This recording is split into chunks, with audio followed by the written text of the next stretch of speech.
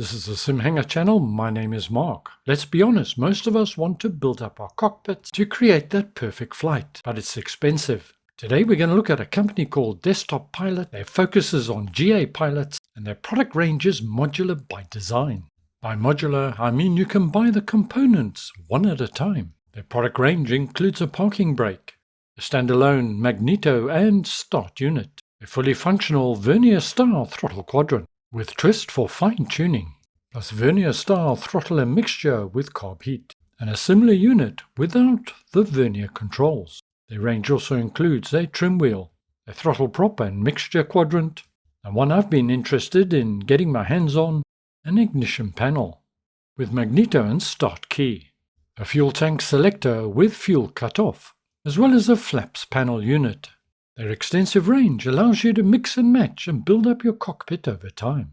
Well, obviously we can't look at all of this, but Desktop Pilot were kind enough to send me a trim wheel and an ignition panel for review, so it's these two products we'll have a look at today.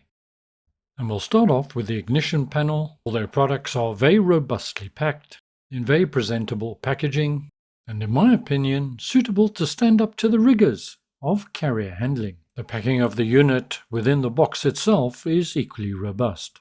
The ignition panel is modelled on that of the Cessna 172, and fairly typical of single-engine GA aircraft. Size-wise, I'd say it's not that far off a real unit. In addition to the magneto and start switches, we have master and avionics switches, pitot and fuel pump, as well as light switches. These switches are made of metal, have a nice, strong and solid feel to them. The battery, alternator and avionics switches are plastic, activated through a single USB. The face of the unit itself is metal, but the remainder of the housing is in plastic, can be used as standalone or the plastic housing removed, leaving the metal fascia for mounting in a cockpit panel. It comes with Velcro strips for mounting. There are no mounting holes on the unit itself, which is a drawback in my opinion. Although the sticky Velcro strips do hold it fairly firmly in place, I would have liked to have seen some mounting options available to suit my rig. To maintain authenticity, it comes with a number of stickers showing a voltage that can be attached to the circuit breaker indicators. Note these are visual only and not functional. I must say my first impressions on this unit are very favourable. I like the fact that the labels on the unit are not stuck on via stickers, so no danger of them peeling off. Let's move on now and have a look at the trim wheel. Once again, the packaging is very acceptable, so let's get our first look at the unit. Once again, the facing is in metal and the rest of the housing is in plastic. Connects via a single USB, and I would guess the rear plastic housing is 3D printed but at a commercial level, as is the actual trim wheel itself. There's a little bit of friction in terms of the movement of the wheel, but personally I would have liked to have felt a little bit more. And once again, it is supplied with no mounting holes, but you do get the Velcro strips with it for securing it to your chosen surface. And if you are mounting this into a cockpit panel, for example, you also get a number of securing nuts that will enable you to do that. The process is fairly basic and straightforward, and indicated on the packaging lid exactly how it's done. That's a nice touch. Surprisingly, there's no trim level indicator on the unit. Given its price, I find that disappointing. I expressed my concerns to the developer, and I was encouraged to hear they have another one under development. Should be out soon. Details later on in the video. When you jump into Microsoft Flight Simulator and the control options, for both the ignition switch panel and the trim wheel, there are no default configurations. For my test today, you'll note I'm using it with the SmartFly yoke, one of my favorites. Link to my review video in the notes below if you want to know more. All of Desktop Pilot's products are standard peripherals, and all switches registered on the search by input. The Desktop Pilot have a range of tutorial videos for each item that will take you step by step through the configuration process. Configuring the ignition panel start to finish took me about 15 minutes. Straightforward, simple, and something other developers should do. Had everything set up and followed the instructional video on my iPad step by step. My ignition panel is an update on the original one put out by Desktop Pilot, and I believe they're currently updating that tutorial. But for anyone interested, It's fairly straightforward and simple, and these are my settings here. These settings of course assume that you're using the default bindings, but you could change them to be whatever you wanted them to be. I've no doubt it'll be compatible with third-party applications such as Axis and Hose and SpadNext and so on. For obvious reasons, I've left this at default, and I'll be demonstrating it in the Cessna 172. The configuration for the trim wheel was very straightforward. It's literally this one setting. By the way, make sure you reverse the axis, but when I searched for input it did not register. To configure it, use the select input option. I was then able to find the axis, in this case joystick L, axis X. Where are you? I know you're here somewhere. There you are. Then just a simple process of validate and you're done. That's our configuration complete. Let's jump into the Cessna. Firstly, we'll test out the ignition panel, which is an exact replica of this area here. And as mentioned, I'm in the default Cessna 172. Alternator on and battery on. I was very pleased to see there's next to no latency. Let's just turn up the lights here a little bit so we can see what we're doing. That's a bit better. Let's put on our fuel pump. You should be able to hear it whirring away. Yes, that's working. I can hear it. That should be enough. Fuel pump off. And before start we should get some lights on, so let's put on our nav lights. We'll also put on our beacon lights as well. And we're now just about ready for start. I love the way Desktop Pilot give you a spare key just in case you lose the original one. Again, latency is minimal, very good indeed. And the start position is spring-loaded, which I really enjoy, just as it is in a real aircraft. And the engines are away. So far so good, so time to get the avionics on. Bus 1 on, and the GNS 430 comes on.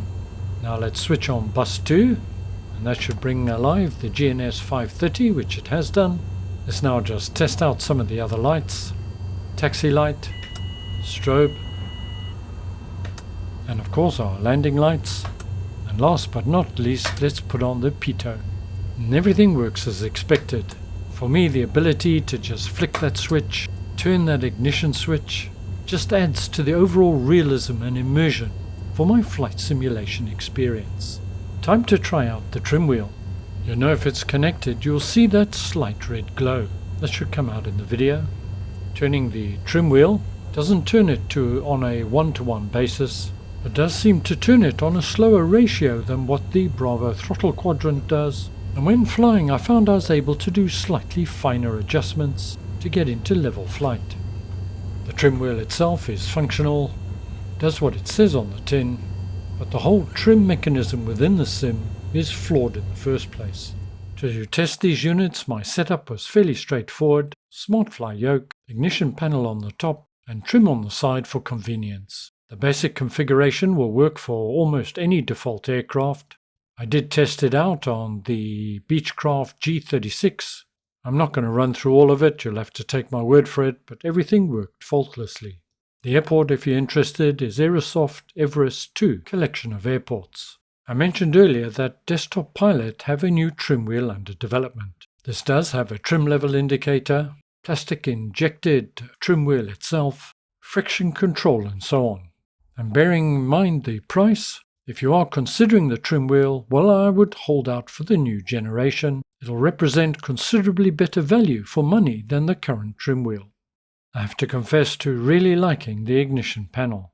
Simple, straightforward, easy to set up, and configurable for other aircraft and multiple uses, and of an acceptable quality. I think I'll also try out the parking brake, very useful if you're flying in VR, as well as the fuel tank selector and vernier throttle quadrant. But that's the beauty of the product from Desktop Pilot. I can build up my cockpit over a period of time. Whilst not linked or affiliated to Desktop Pilot in any way, they've been kind enough to offer my subscribers a discount. It's time limited for the next 2 months or 60 days from the published date of this video. Use the promo code during purchase and you'll get a 10% discount. The promo code is as indicated, SimHanger, capital S, capital H. Desktop Pilot offers a 30-day money-back guarantee, and their products come with a 1-year warranty. They're headquartered in Columbus, Georgia, USA, with their main warehouse close by at Box Spring. Prices shown in this video are in US dollars. and excludes shipment and any local duties, taxes, etc. According to Desktop Pilot, typical shipping costs in the USA are between $10 and $13 per shipment, and for overseas will vary between $20 and $50, subject to location. Their products are compatible with Microsoft Flight Simulator, X-Plane, Prepared, and FSX, but unfortunately they're not Xbox compatible. A link to Desktop Pilot's website in the notes below this video. The section of the video that you're currently looking at is a new development from this company. They say they're currently developing yoke, rudder pedals, as well as a full flight simulator panel based on the G1000, with a planned release towards the end of 2024.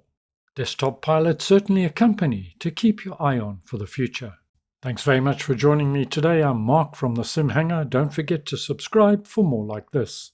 Stay well, look after yourselves, see you all again very soon, and ciao for now.